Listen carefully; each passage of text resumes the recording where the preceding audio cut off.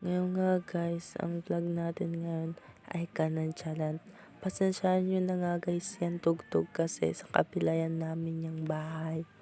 Kung may naririnig kayong tugtog, wag nyo na lang guys pansinin at magtutok na lang kayo dito guys sa vlog ko guys. For today's video nga guys, nandito ako kay Laulang dito sa bahay ng lola ko dito sa Liboro, Kamsur. So ngayon nga guys, kaya ako nandito kasi magpaparagay kami. Si mama nag-card muna siya pero pupunta din siya dito mamaya at susunduin ako magparagay.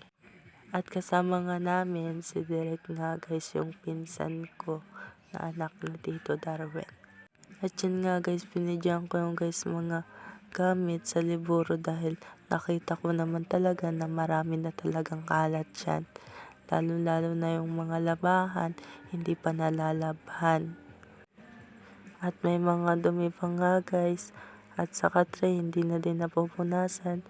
Sa kusina, maraming mga mga sako at wala nang mga tubig, ubos na. At yung mga kaldero, hindi na rin nahugasan at may mga hugasan pang dera guys.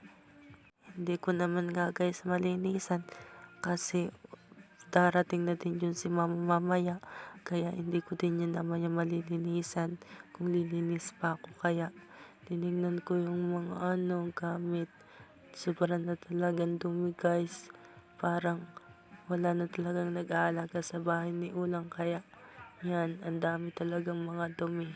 At yan nga guys, pumunta ako guys sa CR guys para tingnan yung CR. At yan naman nga guys, madudumi pa din guys, halos wala na rin mga tubig na nakastock. Then tinangnan ko yung CR, madumi na din guys at maitim na yung tubig sa CR. Pero darating na din naman yung si Ulang, kaya pag uwi din nun, tutulungan ko na lang siya maglinis. At yan nga guys, nagkuha ako guys ng hindi pala. Ang ginawa ko nga pala dyan ay naghanap ako ng mga damit para may susuotin ako kasi parang hindi ako komportable dito sa damit kong suotin. Ewan ko ba. Wala kasi ako guys mga damit na pang alis. Ito lang talaga guys. Kaya ngayon nga guys, pasukan, iipon ako ng pera o yung mga baon ko, bibiling ko mga damit para mayroon na din ako guys na damit, lalo na mga shorts, ref, ganyan guys. At yan guys, wala naman ako guys nakita guys na damit, kaya sinulong ko na guys yung Dora box guys. At yan nga guys, tinawag na ako guys si mama, kaya guys inayos ko na yung Dora box na yan at text-up ko na yan video. At yan nga guys, tig-flex ko mukha ko na parang susong nga guys. Pero pasensya nyo na guys yung mukha ko kasi ganyan talaga yan. At yan nga guys, naraduan ko na nga guys yan guys. At yan nga guys, nakita ko si Mylene guys, kaya binidyohan ko na siya guys. Pasensya nyo na nga to guys, motor guys, kasi dito ako nagvo-voice over guys sa tabi ng kalsada guys, kaya pasensyahan nyo na nga guys. At yun nga guys, lumabas na ako. At naiya pa rin ako guys mag-video kasi first time ko talagang mag-vlog ng ganito guys. At yun nga guys, nakita ko na sila mama at pinuntahan ko na doon sila. Yun nga guys, si Derek guys, naka white t-shirt. Continue pa siya guys, nakilala pinsan ko yan guys. At yan nga guys, naglakad-lakad na kami guys, papunta sa waiting shed para maghanap ng jeep or tricycle na lang. Ewan ko kay mama kung saan kami sasakay. At yan nga guys, nakita ko yung bahay guys, napakaganda guys. Minidyohan ko na lang guys. At habang nga guys naglalakad, nag-video na rin ako guys sa sarili ko. Tingnan nyo naman nga guys, so pa-flex-flex pa yan.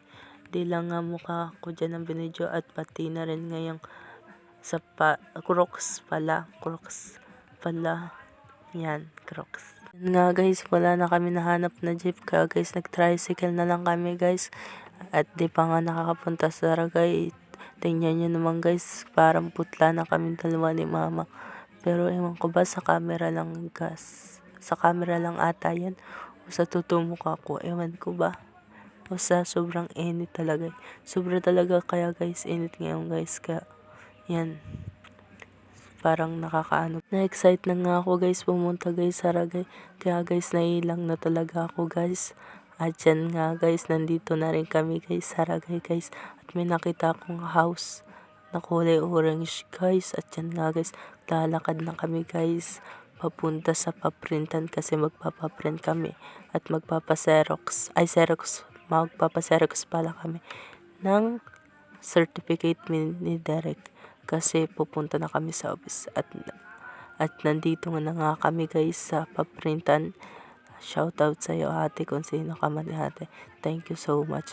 And dyan nga, gagawa na nga guys yung certificate namin. Ewan ko ba. At yun nga guys, natapos na rin guys. Pupunta na din kami guys sa office Comelec at nandito na nga kami guys. Tinanong nga kasi mama guys kung ilan daw kami. Sabi nga ni mama 2 nga guys at may pipirman daw kami at ibibigay sa amin ng mga pipirmahan yan guys. At yan nga guys, ako si Direk patukaw-tukaw lang nga guys. Pinidyan ko na nga guys yan si Direk. At yan nga guys, tapos na. At nagpipirma na nga kami sa dapat pipirma namin mga like birth and name and signature namin kung dapat tama. Sabi ni mama, dapat daw ito lang daw kaya kong signature. Masakit daw kung guys. Masakit daw guys kung ang gigibong kong signature ay masakit. Baka daw ako tanggapon sa Comelec office daw. Kung ang perma ko daw ay masakit din nga guys. Nagpapaflex din si Rick at pangirit-ngirit nga guys sa camera. Diyan nga guys, sinabangan ako guys ni mama. Pasasyahan nyo na nga si Rick dahil hindi pa siya makaperma dahil di pa kami tapos magamit ng ballpen. Pero pag natapos din kami, ibibigay namin din kay Rick. Kaya naghihintay-hintay lang si Rick dyan na matapos kami ni mama dahil tinutulungan na ako ni mama. Ang dami nga guys mga motor kaya nasasakitan talaga ako guys mag voice over. Mas malakas pa nga yung guys ingay guys ng motor kaysa sa boses ko dito sa pagbablog na to guys. Kaya yan guys, baka matapos na din kami guys magpapirma then si Rick na ang sunod. Yan nga guys, natapos na din kami guys sa pagpirma sa Comelec. And binigyan na din kami para makaboto na kami ngayong 2026.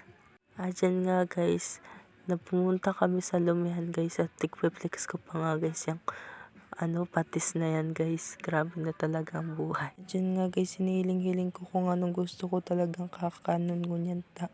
Gusto ko talaga ang lumi.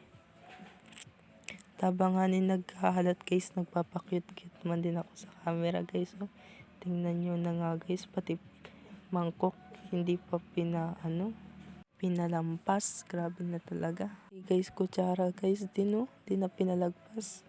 At yan nga guys, tigihintay mo lang yung lumi guys para makakain na din kami guys. At yan nga, naghihintay-hintay na lang ng kaunting oras. At hanggang nga ni yan guys, nagpapakyut pa ako. Sus, talagang person na talaga yan. Ngayon nga guys, nag-abot na rin yung tig-reserve namin lumi guys. At yan nga si mama ang unang kumuha. At pangalawa si Rick ang kumuha dyan. O yan na nga guys, kukuha na siya guys. At ako nga guys, ang pangatlo guys na kukuha ng lumi. Kasi nagbibideo pa ako. At yan nga guys, sabi ko kay mama, videohan niya ako guys. Yan nga guys, bibidyohan na talaga ako guys ni mama. At kakain na nga ako guys. So, kukuha pa yan. Parang hindi nabusog. Sabi ko nga ni kay mama, pumundo na baka ma-full storage na. Diyan nga ni, husay-husay sikakan ko. At natapos na din kami magkakan. Nagpapahingalo lang kami, baka magka-UTI kami sa basog sa lumi guys. At nagsiselfon nga ni si mama guys. So, ayan nga guys, halis na din kami dyan guys sa Lumihan guys. At thank you nga kay Lola dahil sa lumi niya napakasarap. At paglaki ko nga, babalikan ko to at dito nga, nag-selfie na din ako sa mirror guys kasi ang ganda dito ng mirror. Aram nyo ba mirror? Di salamin, ano ba? Joke lang. At ito nga guys, bumili na si mama ng prutas dahil kay Lola Aita para guys sa fruits and vitamin C, D, and E. Yeah. Ang daming ang prutas guys. Kung bibili kayo guys sa Ragay, dito na kayo guys bumili guys. Mura lang guys. At ang binili nga namin ay grapes, apple, and orange. And watermelon. Ay, hindi watermelon. Hindi kami bumili niyan. At paalis na din nga kami guys kasi sobrang init. Pumunta naman kami sa ibang lupalop guys. Dala-dala ko na nga guys yung prutas. At yan nga guys, napadaan na naman kami guys sa ukay-ukay. At yan nga guys, nagpipili si mama at si Rick ng ukay-ukay. Pero ang ukay-ukay nga dito guys ay mahal din. Dahil sangga 2, 100. At may nakita nga ako nag-ikot-ikot. Binidyohan ko at tinignan ko nga yung nasa gilid, electric fan pala na malaki. Kung nainitan kayo guys, dito na lang kayo guys mag-electric fan. Mas malamig pa yata dito eh. At dami nga guys ng mga damit pero parang pambabae naman lahat. At yan nga guys, parang may nakita naman akong panlalaki. At yan nga guys, sabi ni mama, mayong man daw siyang nahiling kaya dumana naman daw kami sa ibang lupalop na lugar na kung saan na kami nakakaabot. Akala ko mo maulit na ito, nagkakapot-kapot ka pa sa mga bado dyan, Jesus talaga.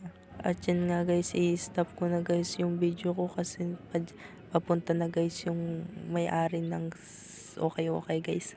At yan nga guys, sumakay na din kami. Dahil uuwi na kami sa Liboro. Doon kasi kami nakastira. Pero hindi naman talaga sa Liboro, sa Kaditaan talaga. At sumakay na nga kami sa tricycle ulit at nahilo na daw kami lahat, sabi daw ng ewan. Dahil nakita namin na talaga si Kuya Junior. Shoutout sa'yo Kuya Junior. At inagdan na rin niya kami na sumakay, kaya ano pa magagawa namin? Susakay na kami kisa sa jeep pad. Pupunta ka pa kami sa itaas. Ang pagod-pagod na maglakad at ang init-init. Sansya nyo na nga guys yung boses ko kasi nonchalant vlog talaga to guys. At yan nga guys, nag-video na ako guys. At sabi ni Kuya Junior, pupunta daw siya sa palengke at bibili daw siya ng mga gulay. Sansya na guys kung inihinto ko yung voice over ko kasi marami talaga nagdadaan dito ng tricycle. Kadadaan nila in-stop ko talaga.